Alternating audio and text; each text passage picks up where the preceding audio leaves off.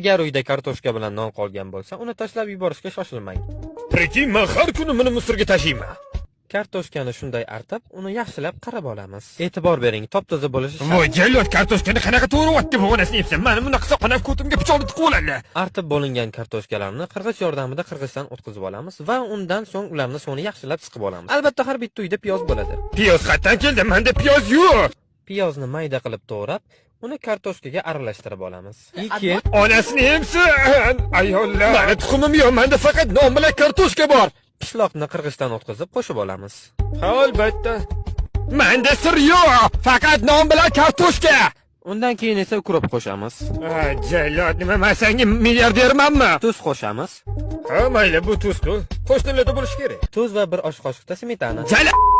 Smetanani oyimnikidan olamanmi? Menda faqat kartoshka bilan non. Hammasini aralashtirib, menga obuna bo'lishni esdan chiqarmang. Albatta podpiska bosaman, bo'lmasa aqlda ozaman.